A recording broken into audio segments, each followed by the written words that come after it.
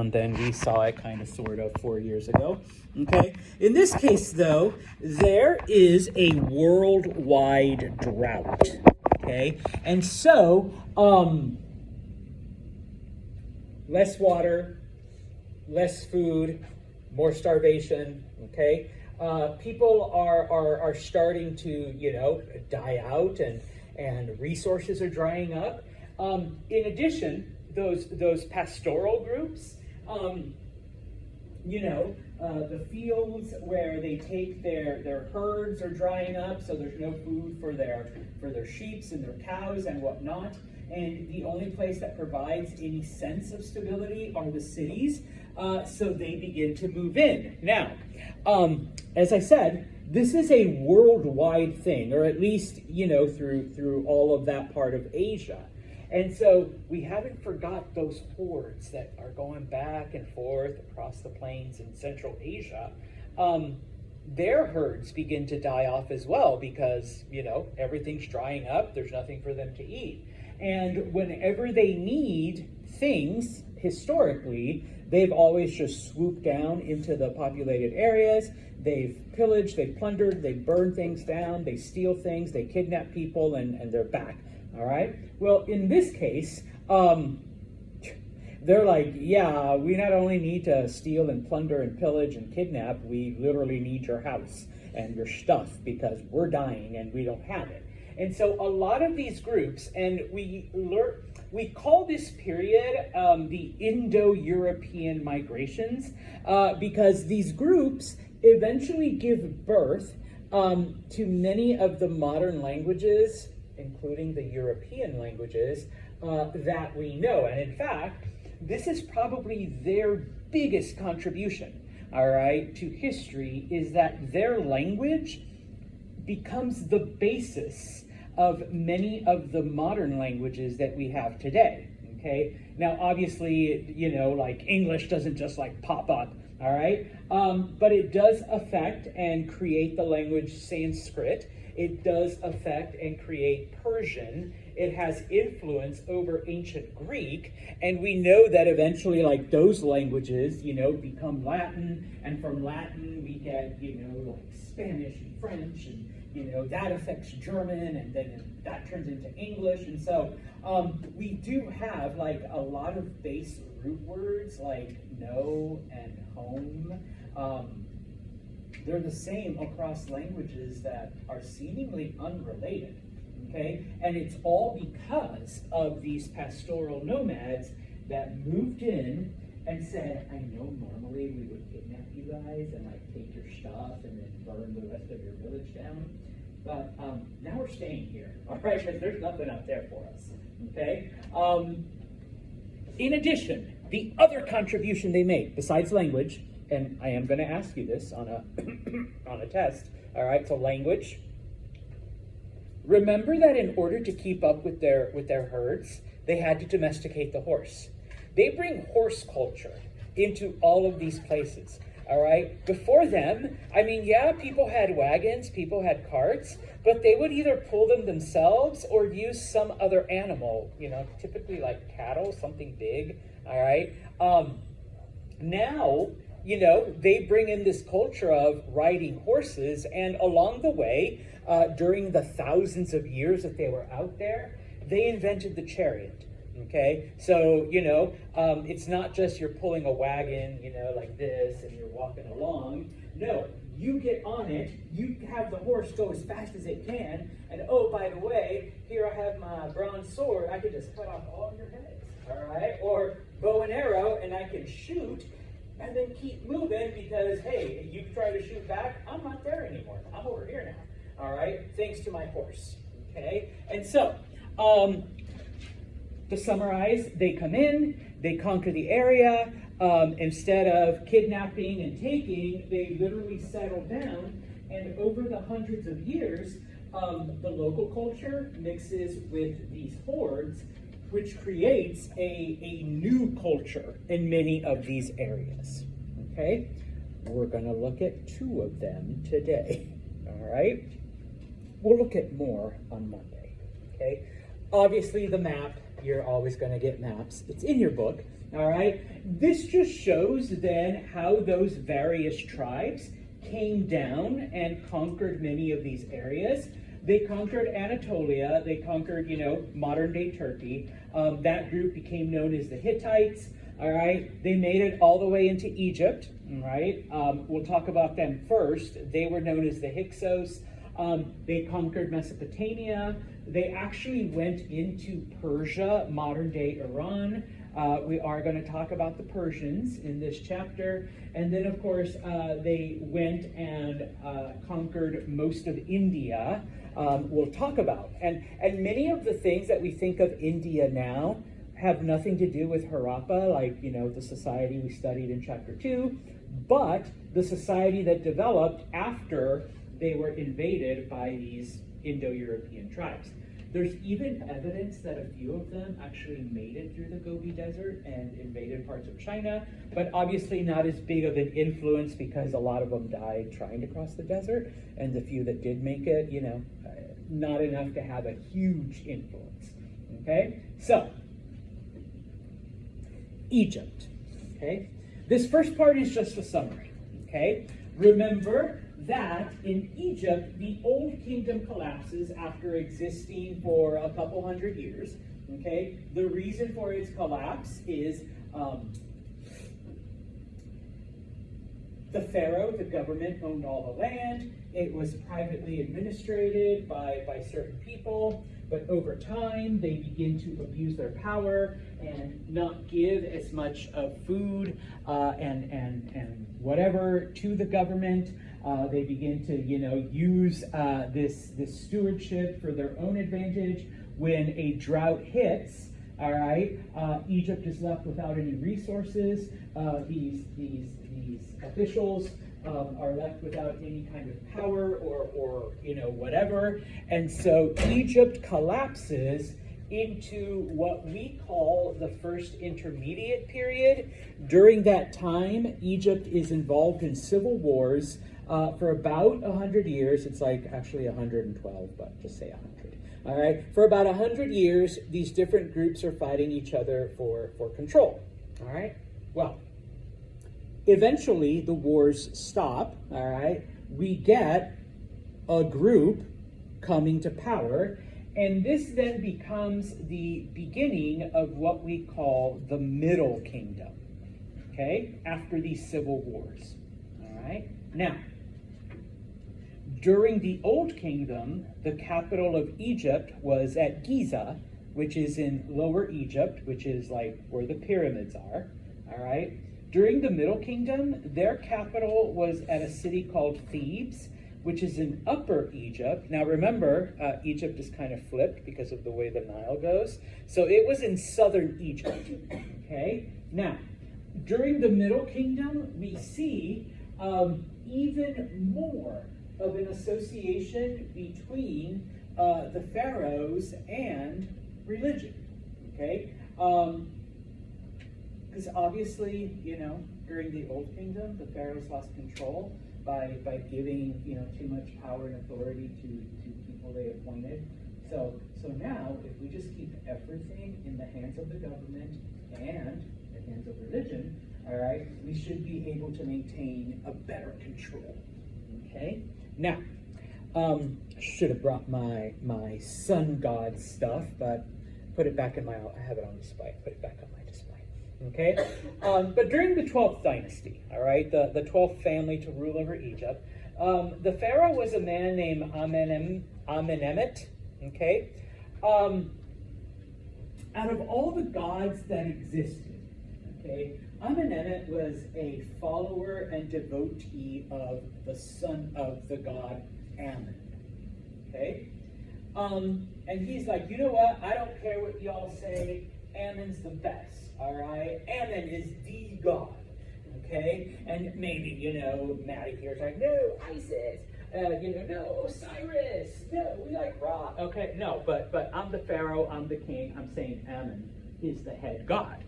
Okay, and so in this case, though, can't deny that the sun god's important. I mean, it's like way up there, right? And so what Amenemhet does is that he combines, and I kind of mentioned this briefly when we looked at the Old Kingdom. he combines Re, the sun god, with Ammon. And so that's why sometimes you'll see him called Re, sometimes he's called Ra, sometimes he's called Ammon-Re, sometimes it's Ammon-Ra, because under Amenemhet, okay, he actually combined these two gods and combined their powers and abilities and, their legends and their myths, all right? Who are the pharaohs descended from? Yeah, but which god specifically? The sun god. So obviously, if we're going to combine this awesome new god that I love with any other god, it's going to be the sun god. Because now, I'm not only part sun god, I'm part awesome god too. All right, the best god out there. Okay, and so what happens, of course, and this is how we discovered that Thebes was basically the capital of the Old Kingdom, or not the Old, sorry, the Middle Kingdom, is that at Thebes, okay, we found like the largest, biggest temple in the Egyptian world, and it was the temple to Amun-Re, okay? Because obviously, I love him. I'm part sun god, now I'm part awesome god, and that awesome sun god is going to get the biggest temple that Egypt has ever seen, okay? And it is, basically, all right? Even into the New Kingdom, all right? The largest thing, so even bigger than like pyramids, okay? It's located at Thebes, all right? Now, unfortunately, now we get to the part of the story that I started at the beginning of class, okay? Oh no, not yet. Sorry, forgot there was another slide, okay? It is during the Middle Kingdom that Egypt becomes wealthy, extremely wealthy, one of the wealthiest states ever to exist. They begin to trade with other places. Now, trade had always existed, okay? But in the Middle Kingdom, it's actually even larger than it ever was, all right? So they do enter Lebanon, and if you recall, in the ancient world, Lebanon was full of cedar trees, of cedar forests, and so they're able to go there. Now, one of the things that they use the cedar for is to build boats. By now, we've advanced our boat building technology so that they're a little bit like more stable. And so we still have those pesky waterfalls. We can't go past them going up the Nile River. But they're able to construct boats. And with those boats, they're able to sail down the coast of Africa. We have found evidence that Egyptians from the Middle Kingdom made it all the way to Ethiopia. It may not seem far, but a couple thousand years ago, that's a pretty big deal, okay? Because we have found artifacts, Egyptian artifacts in Ethiopia from the Middle Kingdom, and we have found Ethiopian artifacts, especially at Thebes, in the Egyptian capital, all right? We know that the Egyptians were able to obviously go across the Sinai Peninsula.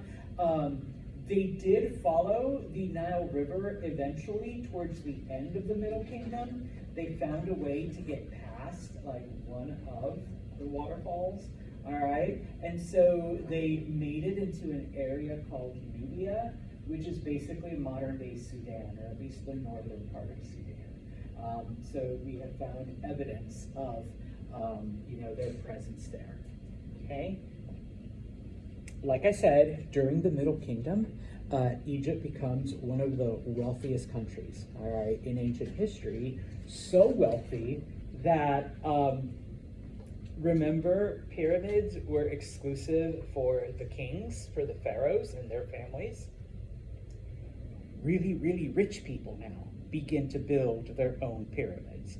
Okay, we're not going to let King Matt be the only one, right? I'm pretty rich. I've made a lot of money trading and buying and selling. I want my own damn pyramid. I'm not going to be buried in a mass grave with Katie and Maddie and Quinn.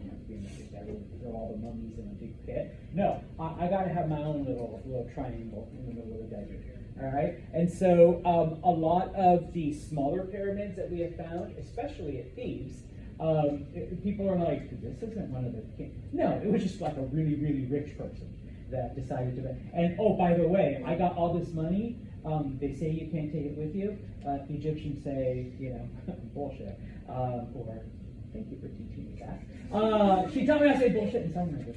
All right. I'm taking it with me. So, all their gold, all their silver, all of their treasures in their little pyramid for the next time. Okay? So, that is the Middle Kingdom. Okay? But what happens? Now we get to the beginning of the class. In 1640, okay, one of these tribes from Central Europe makes it all the way down to Egypt. That tribe is called the Hyksos. Okay? They invade Egypt. Boom. Okay?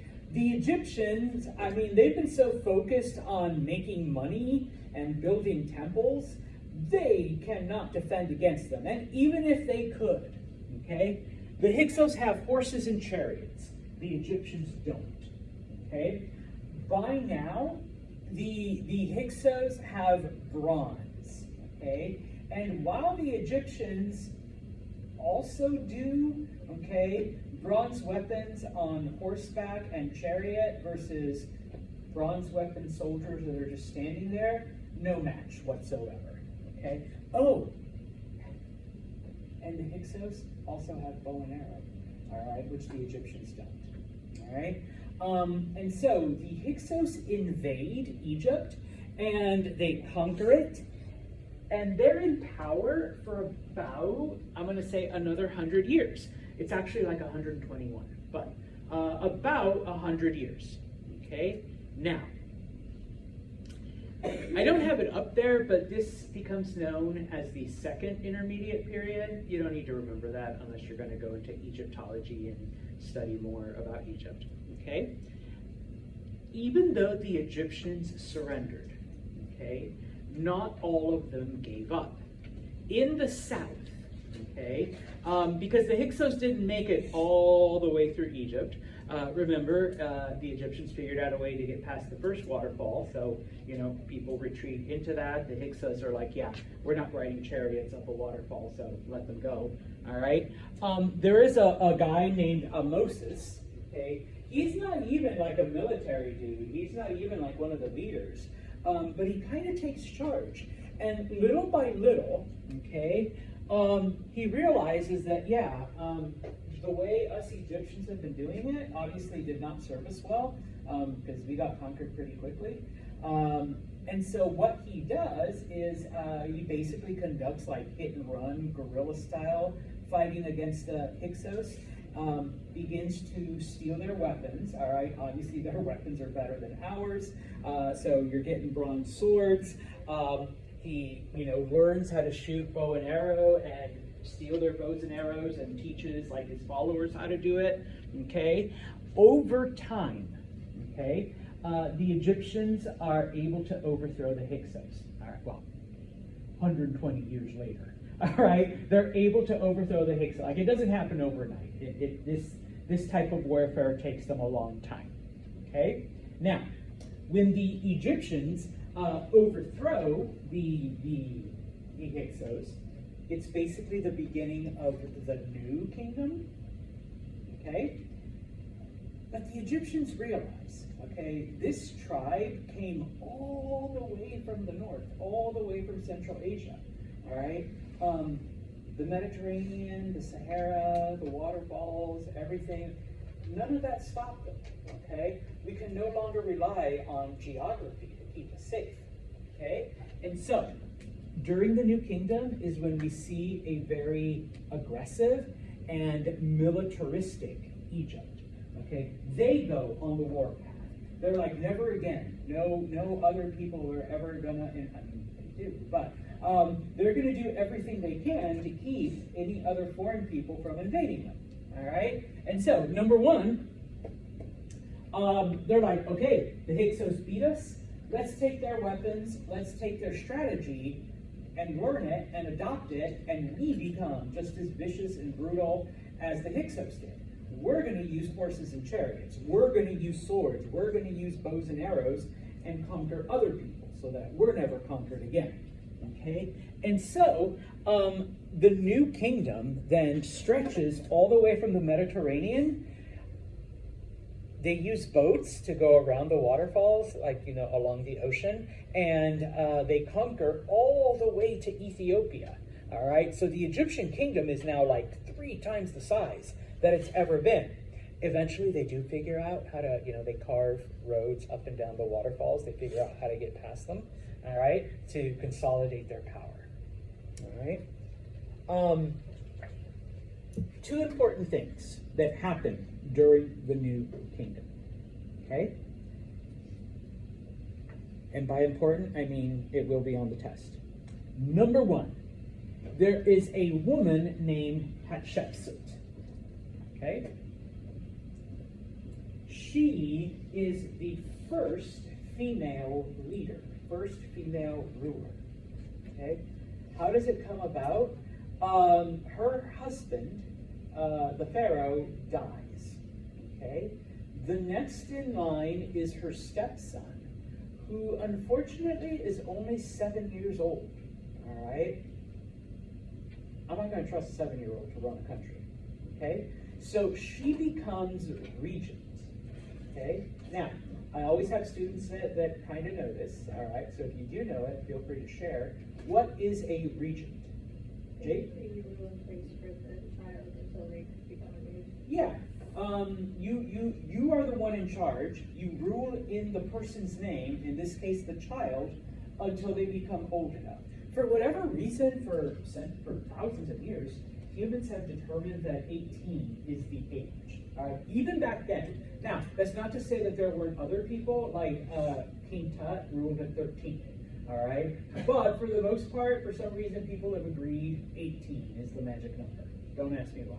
So, Hatshepsut, even though she's, technically the regent, she is calling the shots for her son until her son is old enough. This is the first time a woman, all right, is in charge of a country. So that's important to remember, okay? Under her rule, Egypt becomes a trading powerhouse. Sam? The first time for Egypt or any country? Any country. Okay? Just happens to be the Egyptians did it. All right? So yeah. Okay? And I just put their trade because under her, trade expands like dramatically. We're not quite at the, real conquest yet. That comes under Thutmose III. Okay? Thutmose III was basically like, okay, yeah, we've conquered a little bit of land, we have some, like a little buffer area, and, before the Pharaoh was old enough, like his mom, all right, she did some good work, getting us trade agreements with other countries, but that's not enough, all right? We can never let anyone conquer us again. So under Thutmose, we see a 200-year period of Egyptian aggression against their neighbors. They start conquering everyone that they can. They go to war just so that, so that they have all this land, so that if they're ever invaded again, like, fine, we lose Palestine, but at least they won't come into Israel. Not Israel, Egypt. So wait, who was the stepson? That was the most? No, it was, bless you, it was some other guy. We don't need to know his name.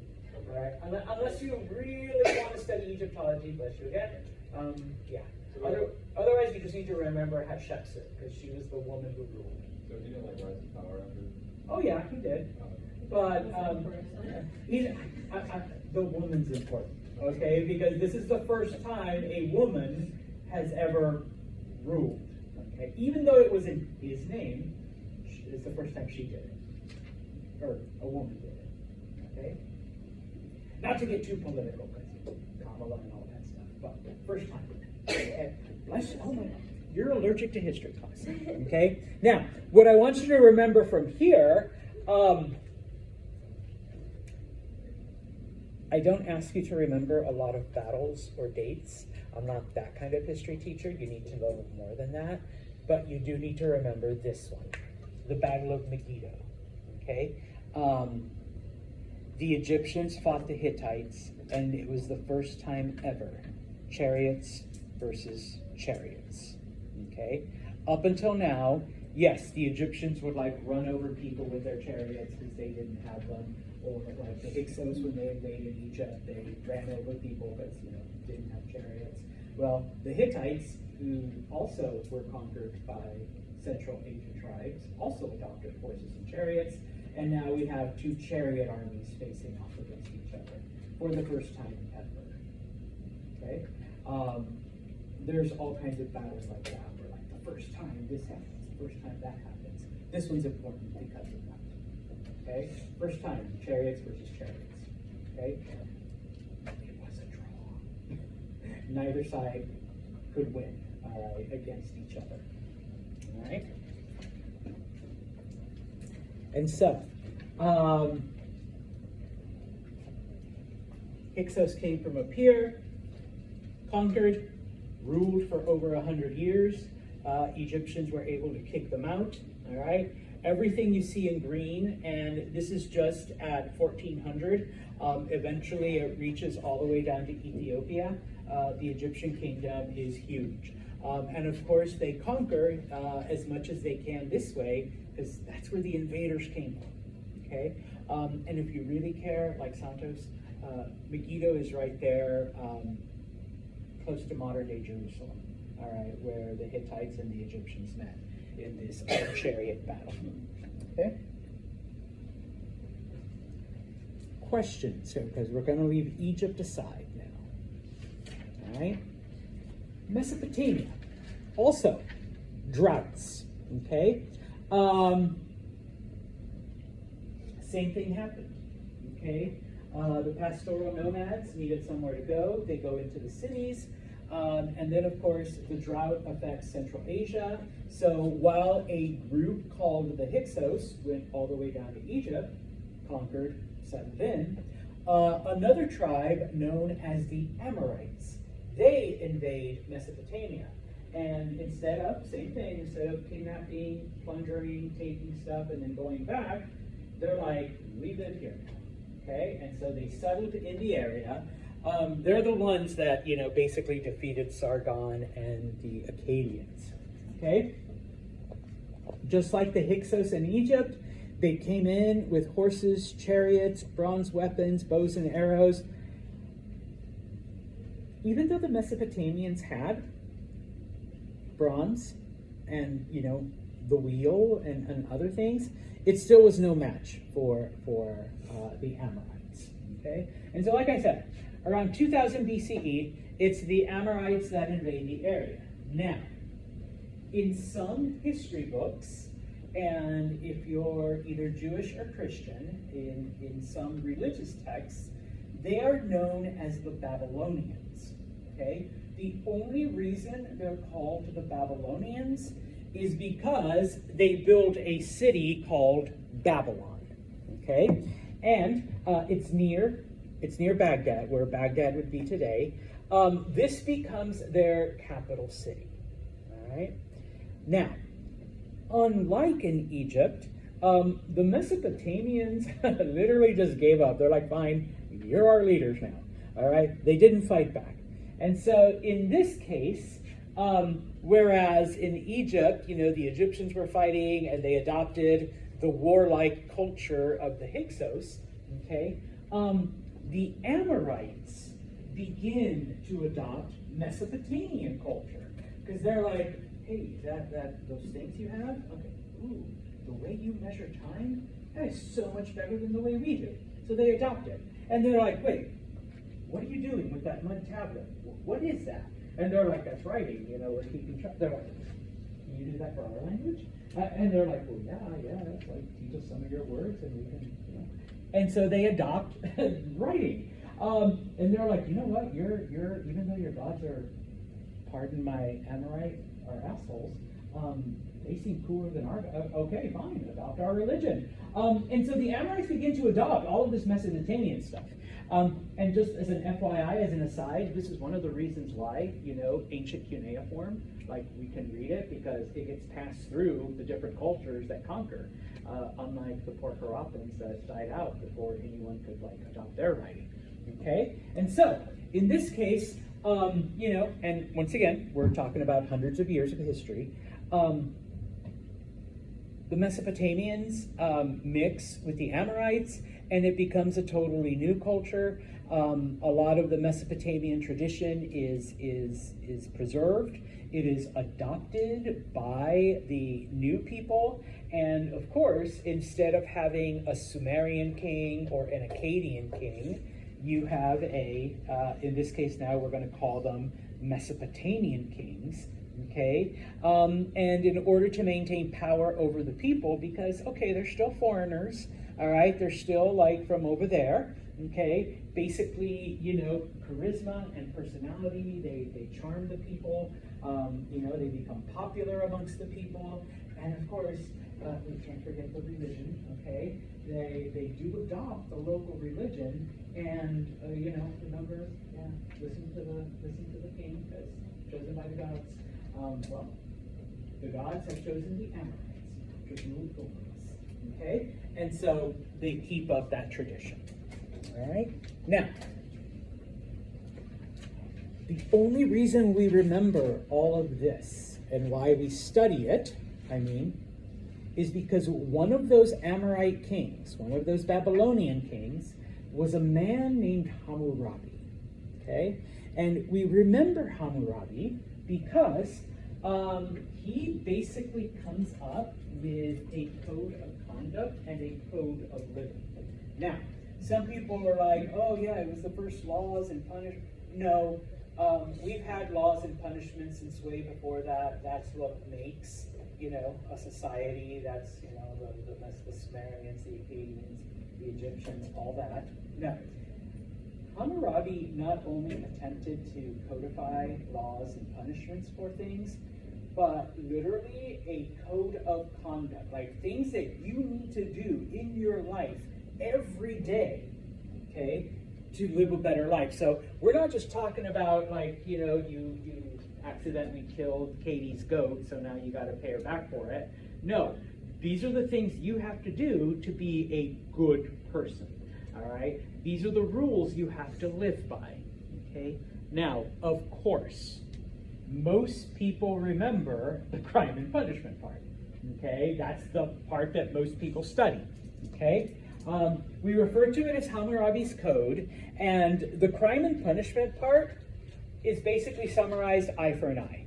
Okay, you hurt someone, you get hurt back the same way. Okay, that's justice. All right, I cut off Matt's hand, I get my hand cut off. Okay, I break Nevaeh's leg, my leg gets broken. All right, now it was more complex than that, but that's like the basic summary. Okay, there were 282 laws. Okay, along with a corresponding punishment. Because it wasn't always, I broke Katie's toe, so now my toe gets broken, all right? Because there were nuances to it, all right? And it covered everything: theft, murder, which are like your typical things, negligence, all right? If you built a pretty crappy wagon and, Jade was riding in it and a wheel falls off and Jade gets hurt, okay, that's negligence on my part, the wagon maker. All right, so you were responsible.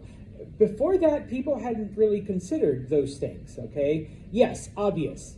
Santos hurts Maddie. All right, Santos needs to be punished for that. But what if Santos's wagons were just shitty? And it's like, okay, well, he's got to take responsibility for making shitty wagons. Okay, and then of course, just a code of conduct for your everyday life. All right. Now, okay, so the government is implementing all of this. Who's going to monitor? Who's going to keep track of things? Okay, and just know that people actually bought into it. All right. Men, you are the king of your family. Okay, and all of these little kingdoms or families put together make up the large kingdom. Okay, so it's up to you are the ruler, all right, over your wife, sorry ladies, over the children. Okay, so you make sure that they're following all this, and everything will flow smoothly. All right?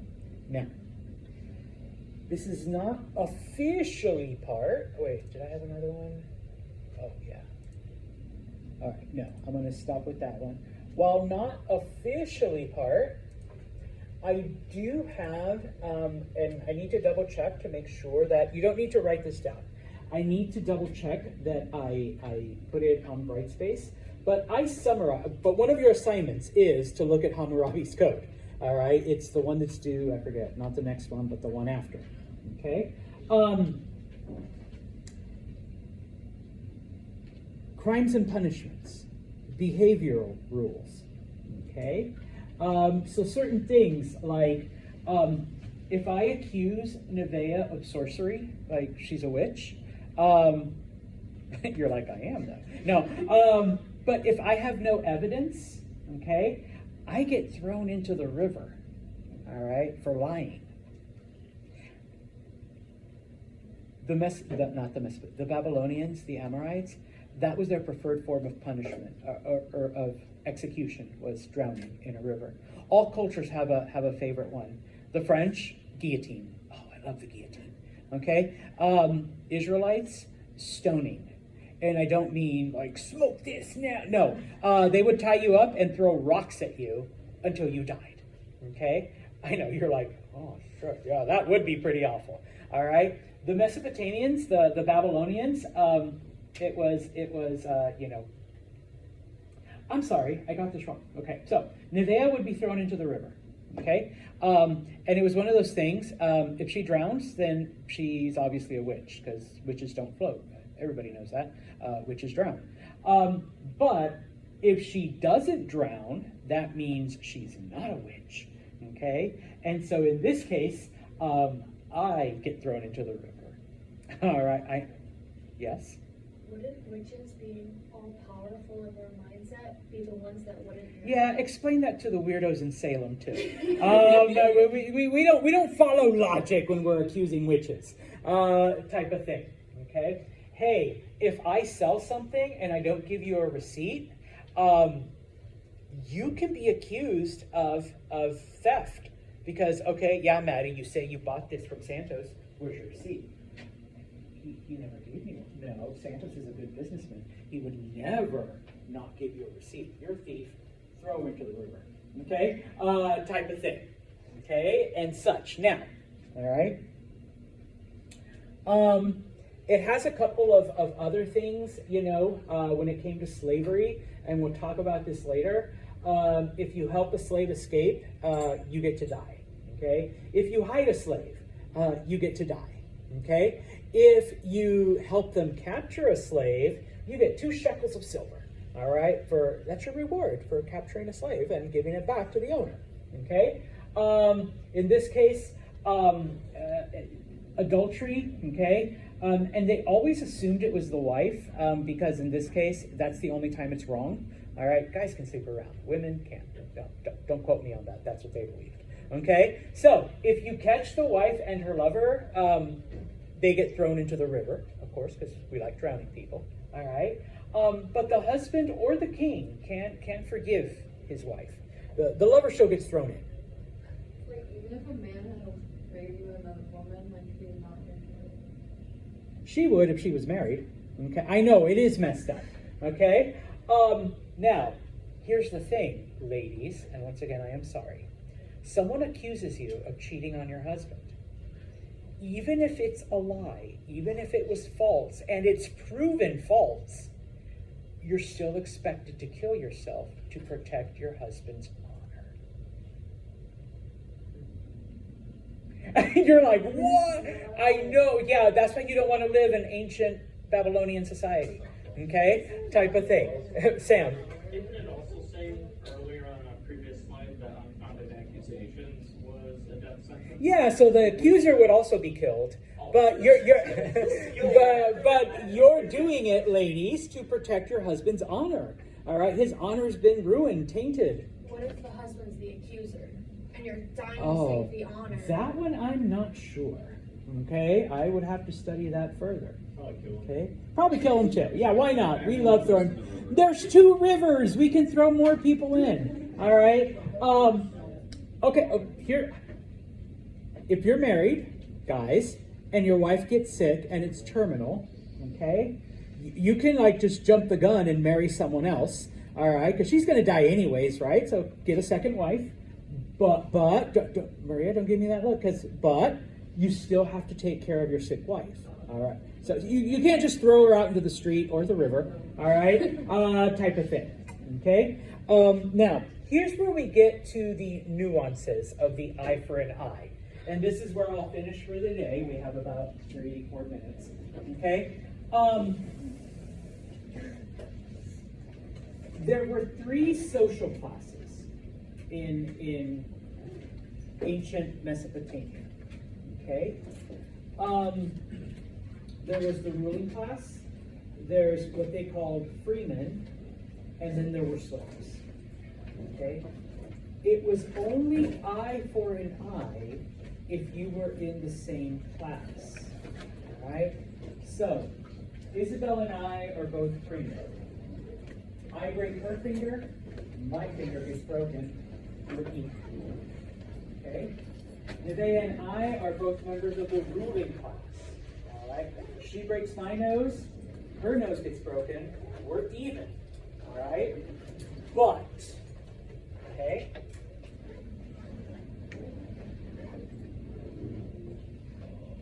If Maddie's a slave and I break her arm, and I'm one of the other 2 classes, the owner says, all right, Maddie cost me 20 pieces of silver.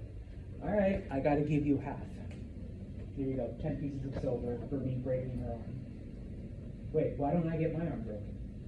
Because I'm a higher class. All right? If another slave had broken her arm, then you get to break that slave's arm.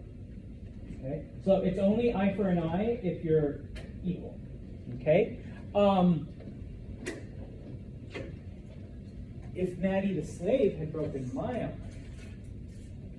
she gets to die. All right? Because she's of a lower class, hurting someone from the upper classes. Because once again, eye for an eye, only if we're equal class. Okay? If you assault someone of the upper classes, you don't actually hurt them, really. Maybe a bruise or 2, okay? I suppose we could give, here, we'll play with Matt now. I suppose we can give Matt a couple punches to hurt him. But no, he's got to learn his lesson that you can't assault. You can't be a slave and assault a free man. So 60 times with an oxtail whip, all right? That should teach him that you don't beat up someone of an upper class. So is this the same for men and women in some class as well? No, oh no. Genders were treated differently. Now, of course, if you attack, Morgan, 2 women, then maybe, okay? But no, women had different rules. And on occasion, did I put it up here? The men in your life, no, I have the slavery part. Hold on. Ah, here we go. The men in your life were responsible for you. Okay? They had to answer for your crime.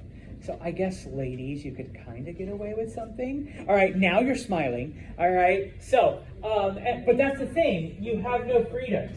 Okay? Katie's my daughter. She does something wrong like that. I, as her father, have to respond to it. Okay? So I either have to pay the money or suffer the punishment or whatever. Once Katie gets married, okay, then I, as her husband, have to respond for whatever she may or may. Yeah, stops laughing. She's like, yeah, oh, my husband gets beat up. 60 whippings, yeah. For that. Your husband dies, you're left a widow. You may think, okay, I'm free. No, your oldest son is now responsible for it. Yeah, you never leave control of a man somehow. And so, yes, Katie does something, then and she's a widow, her oldest son now is responsible and has to respond to that. What if you don't have those things? Then the next closest male relative. What if you have no male relatives? You somehow do in some way. Like, I mean, an orphan. you had a dad, uncles, grandparents. Orphan? Let's say all she had were daughters. Her son-in-law now is, he takes on the responsibility. If you've ever read Pride and Prejudice, that's why they're trying to get the daughters married off, because you need the man to carry through the thing, even if it's through your daughter. All right, can't give it to the daughter though; she has to marry someone. Okay, and then it goes through him. So, sorry, Nevaeh. All right, you got to wait till the 20th century at least. But what if you're an orphan who never married and you have no siblings? That I don't know. I'd have to go to Time Machine and go back and find out. So I don't think Hammurabi thought of that. Probably not. They probably just throw them in the river. Yeah, just throw in the river. Why not? There's plenty of room. Tigris, Euphrates, you take your pick. All right. Okay. Have a good weekend. Enjoy some Mexican food if you want 25.